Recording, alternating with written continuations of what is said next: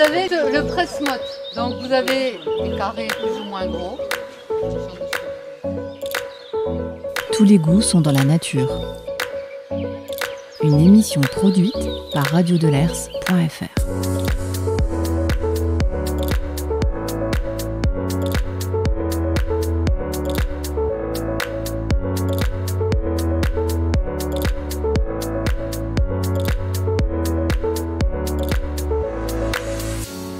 Tous les goûts sont dans la nature est une émission consacrée à l'alimentation, la gastronomie, l'agriculture et au rapport que nous entretenons avec l'environnement quand il s'agit de notre assiette. Une émission que vous pouvez retrouver en podcast sur le site radiodelers.fr et sur les plateformes de podcast comme Apple Podcasts, Spotify, PodCloud ou encore Podcast Addict.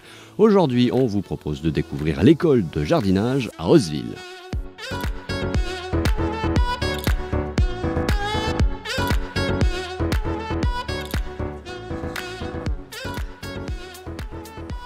Voilà le type de châssis donc, qui ont été fabriqués par les élèves. Ah, d'accord. Enfin, les apprenants, on ne les appelle pas les élèves, on les appelle les apprenants, puisque ce n'est pas un parcours initial. Ça va du CAP jusqu'à la licence. L'école du jardinage est une action destinée à tous les habitants du Sicoval. Elle s'inscrit dans le cadre du projet alimentaire territorial de l'agglomération. Les ateliers de l'école de jardinage se déroulent tout au long de l'année dans l'enceinte de la Cité des Sciences Vertes, un établissement public que nous présente Pierre Virmont, directeur de la formation continue et de l'apprentissage. Donc on a des productions de plants, donc c'est des fleurs, des aromatiques, des arbustes. Et vous les vendez après? Ils les vendent? Et après ils vendent, donc ils font du semis jusqu'à la récolte et après ils vendent. C'est un très bel établissement public d'enseignement et de formation professionnelle agricole du ministère de l'Agriculture et de la Souveraineté alimentaire aux portes de Toulouse, entre Ramonville et Castanet, et qui s'étend depuis la départementale jusqu'au canal du Midi. Et il se compose à la fois d'un lycée, d'une exploitation agricole avec beaucoup d'expérimentation, notamment sur l'agroécologie, de centres de formation continue et d'un centre de formation d'apprentis qui est plus de ma partie. Celle-là, elle sert à quoi cette Ça c'est une ombrière, donc c'est pour les plantes qui sont déjà développées au printemps ou en été. Là elles sont à l'ombre, parce que dedans il va faire beaucoup trop chaud en été, même Ça au début. fait suffisamment d'ombre début ça d'été. comme ça? Oui, c'est pas mal. D'accord. Et quand il pleut, du coup, vos plantes, elles sont... Ces centres de formation d'apprentis et formation continue sont sur plusieurs champs professionnels. On va trouver de l'apiculture, des métiers de l'arbre, ça sur notre site d'Haute-Rive, et également de l'accompagnement socio-professionnel, ça sur tous nos sites, ici, à Roseville, à Haute-Rive, à Villefranche-Lauragais, à Revel, et bientôt également à Saint-Orens.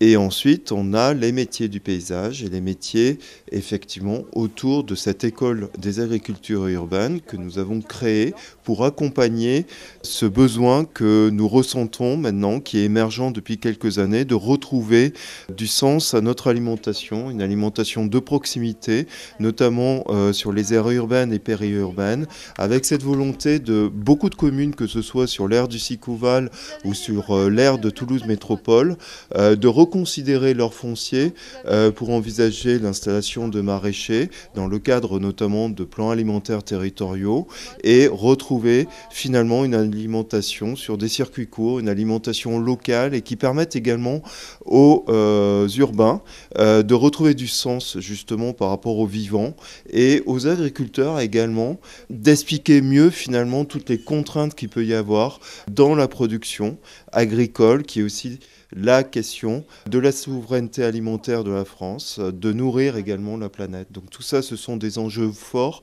dans un contexte climatique qui n'est pas simple à gérer et nous y participons à travers nos activités et notamment par le biais de cette école du jardinage qui est vraiment à destination des citoyens du Sicoval. Vous avez les fameuses plantations donc, en pleine terre. Alors, il y a eu du fumier de mie, pas mal. Donc là, vous avez le chou rave. Je ne sais plus qui est-ce qui me demandait pour le chou rave. Et vous voyez la différence de pousse en fonction de l'état du sol. Si c'est tassé, si les racines ne respirent pas, ça ne pousse pas. Là, vous avez devant la mâche qu'on a déjà commencé à vendre. Là-bas, il y a des oignons. Et la roquette, il y a La roquette. quoi?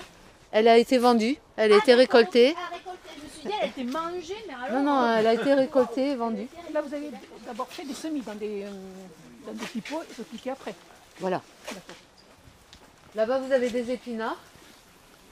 Les ateliers de l'école de jardinage ont pour objectif de se réapproprier la question de la souveraineté alimentaire en prenant en compte les questions environnementales. Ces ateliers ont lieu le samedi matin ou encore le mercredi ou le vendredi après-midi. Il y en a plus d'une vingtaine sur l'année. Pour chacun de ces ateliers, une contribution de 3 € est demandée à chaque participant. Le samedi 28 février se déroulait un atelier consacré aux semis. Une dizaine de personnes étaient venues pour écouter les conseils d'Hélène Thieblemont, formatrice et coordinatrice FPCA de Toulouse-Hauzeville. Là, ça sèche trop vite. Le terreau, en plus, une fois qu'il est sec, il est dur à réimbiber. Parce qu'il y a beaucoup de tourbe dedans et donc du coup, c'est pas évident à réimbiber. De la tourbe, mais c'est pas interdit la tourbe? Ah non, la plupart des terreaux sont faits à base de tourbe, donc mais la noir, récolte blonde. de la tourbe, C'est des ateliers de 3 c'est heures. pas interdit du tout, non? On fait un petit peu les de essais, théorie, on j'en ai discute utilisé moins avec sur les Romain. sujets qui intéressent les participants et ensuite on fait de la pratique. Donc pour la pratique, on a un plateau horticole avec tunnel, ombrière et tout le matériel nécessaire. Oui, Ça retient. ça retient plus ou moins l'eau en fonction si c'est de la noire, de la blonde. Il y a plusieurs. Donc aujourd'hui, on traite les semis sous abri, les productions sous abri avec donc les semis, soit en pleine terre, soit en motte ou en comment dirais-je, des semis chauffés. Et donc là, ils font des mottes, ils font des semis en barquette et en plaque alvéolée. Le public que vous recevez, est-ce que c'est un public qui est déjà averti ou qui est totalement débutant? Alors il y a vraiment tout type de public, c'est ouvert à tout le monde. Alors il y a ceux qui sont passionnés, qui connaissent déjà beaucoup de choses, mais qui sont avides de connaissances. Et il y a aussi des débutants. Et il y a également des personnes qui ont fait des essais, qui ont échoué, donc ils ont besoin de savoir pourquoi ça a échoué. Et donc nous, on essaie de leur expliquer quelles sont les meilleures méthodes, en leur présentant quand même un maximum de différentes techniques. Voilà, là c'est pas mal. Je fais ma petite motte. Mon petit gâteau. Je lui donne la forme que je veux. Je fais et là, je vais pouvoir mettre ma petite graine dans ma petite motte. Mais c'est long quand même. Mais il faut être... C'est plus facile là. En tout cas, c'est la méthode que je trouve moi la plus écologique. Oui. Alors, je vais rincer un peu. Et entre les deux, vous allez mettre un peu de terre après, non? Non, Non. non, Ah non. bon. Et ça se tient, ça se met... Voilà. Bon, d'accord. Donc là, je prends mon presse-motte. Je remplis bien mes alvéoles. Ils sont sensibilisés quand même à tout ce qui est respect de l'environnement. Et nous, on a des formations axées agroécologie. Et notamment jardin bio avec biocontrôle. Il s'agit de jardiner sans produits chimiques. Eux, ils sont particulièrement intéressés par ça.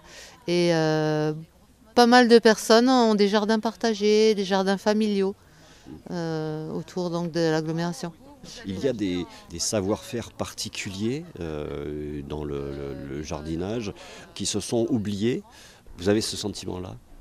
Oui, tout à fait. On s'inspire pas mal des techniques anciennes et qui sont remises au goût du jour en fait, parce que avec les problèmes d'énergie, on recherche tout ce qui est le plus économe possible, le plus écologique possible. La plupart des jeunes qui avaient des parents agriculteurs ou producteurs sont partis vers la ville et ont choisi d'autres métiers, donc forcément ça s'est oublié tout ça. Ouais. Et il y a un retour à la terre, il y a un intérêt plus particulier aujourd'hui sur ces questions-là? Je pense que oui, on a de plus en plus de personnes qui s'inscrivent notamment en reconversion professionnelle sur les classes de CAPA production horticole pour le maraîchage, donc la production de légumes, la production de fruits. Ils s'intéressent à tout ce qui est agroécologie, maraîchage, sol vivant par exemple. Des choses qu'on ne voyait pas il y a 20 ans. Donc vous voyez, quand je tasse, c'est plutôt comme ça. Je viens pas appuyer et tasser ma terre. Même quand vous faites en pot, parce qu'il y a aussi le semis en pot. Ça sera plutôt pour les grosses graines. Les melons.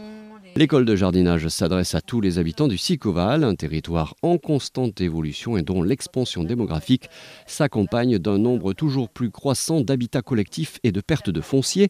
Une donnée qui, si l'on en croit Pierre Virmont, directeur de la formation continue et de l'apprentissage, n'est pas contradictoire avec le nombre de personnes qui s'intéressent au jardinage.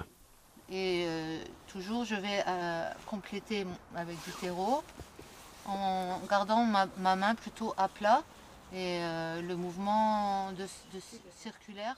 Alors il y a deux aspects. Le premier aspect, c'est qu'on peut faire beaucoup de choses sur un balcon déjà, donc on travaille aussi cette question-là. Et ensuite, le deuxième aspect, c'est qu'on voit un développement assez conséquent de jardins partagés. Et ça, c'est aussi une solution. En fait, ça fait du bien de participer à ces ateliers. On se remet en plein air, on se remet sur des petits groupes comme vous avez pu voir ce matin. Et ce qui nous fait plaisir, c'est de voir le plaisir des gens qui retrouvent finalement la terre, qui retrouvent des savoir-faire qui se sont un peu perdus. On partage ensemble, on se dit les uns les autres ces petites astuces. Surtout, on retrouve le sens de l'observation aussi. On n'imagine pas à quel point finalement un potager demande de l'observation, tout simplement. Donc cette école du jardinage, finalement, c'est un des leviers que nous avons. C'est un levier qui s'apparente plutôt à l'éducation populaire, c'est-à-dire partager, essayer d'apprendre les uns les autres et finalement disséminer par ce biais-là. Mais ça participe à un sentiment collectif qu'il faut réapprendre à manger local, à éviter d'avoir des choses complètement aberrantes avec des légumes qui arrivent d'Amérique du Sud, des fruits qui arrivent du Maroc, etc. Voilà, tout ça finalement n'a plus vraiment de sens. Il faut réapprendre et surtout ça permet de faire vivre également des producteurs localement. Mais il y a la graine de betterave par exemple, elle va vous donner plusieurs pousses. Un glomérulus. Voilà. Donc là, il y a besoin d'en mettre qu'une. Plusieurs? La betterave. Non, mais le mot glomérule. Glomérule. C'est plusieurs graines dans le même. Donc pour les mottes. Voilà, c'était Tous les goûts sont dans la nature, une émission consacrée à l'école du jardinage. Merci beaucoup à Pierre Virmont et Hélène Thieblemont. Si vous souhaitez connaître les conditions d'inscription et vous tenir informé du calendrier des ateliers de jardinage, vous pouvez toujours vous rendre sur le site internet de la Cité des Sciences Vertes ou sur le site du Sicoval. À noter que le 11 février, la Cité des Sciences Vertes organisera une journée porte ouverte de 9h à 16h. À la Cité des Sciences Vertes aux 2 routes de Narbonne, Osville-Tolosan. Je vous laisse avec la suite des programmes de Radio de l'Ers. Alors le principe de la motte, on va mouiller le terreau. Et quand je mouille mon terreau, je vais vous le montrer, parce que sinon ça va être... Non mais là, on a l'idée. J'ai mélangé mon terreau avec de l'eau, tout ça. Et je presse mon terreau et là,